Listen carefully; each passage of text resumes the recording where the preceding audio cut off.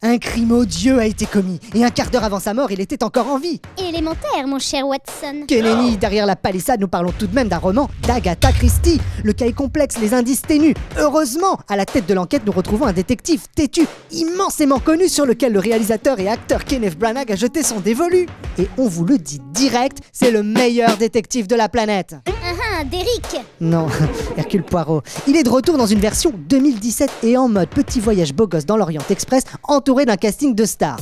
Judi Dench, Johnny Depp, Michelle Pfeiffer, Penelope Cruz, Daisy Ridley, Willem Dafoe et bien sûr Kenneth Branagh dans le rôle du détective. Mais c'est un exercice périlleux que de vouloir encore mettre Hercule Poirot à l'écran, si je puis me permettre.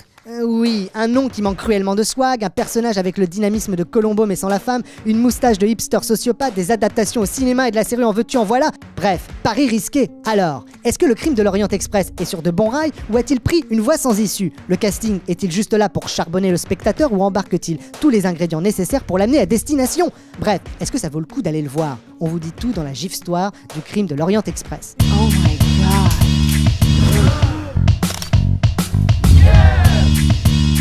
De retour de mission, Hercule Poirot prend la direction d'Istanbul pour des vacances bien méritées. Mais à peine arrivé, un télégramme lui demande de rentrer à Londres. Et fruit inespéré du hasard, il trouve une place à bord de l'Orient Express pour un retour express. Mais Hercule, loin de pouvoir profiter en toute quiétude du calme et de la volupté de ce train mythique, se retrouve à devoir une nouvelle fois nettoyer les écuries d'Augias. Il lui faudra cette fois-ci résoudre le meurtre de Mr. Ratchet, passager du train, homme d'affaires américain, antipathique aux activités douteuses. Comble de l'ironie, l'assassin est forcément ici, parmi les 12 passagers de première classe. L'affaire est complexe et il ne faudra pas moins de 1h49 à Hercule Poirot et toutes ses cellules grises pour résoudre cette énigme.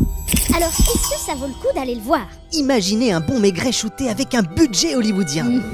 Un casting de stars, des décors splendides, des paysages à couper le souffle, une succession de tableaux, une histoire solide et un Orient Express avec une ambiance de film noir. Forcément, ça donne envie. Je dirais même plus difficile dans ces conditions de faire fausse route.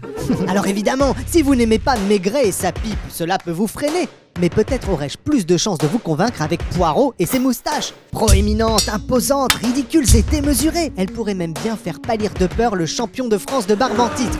Mais loin de nous l'idée de suggérer que le film est rasoir.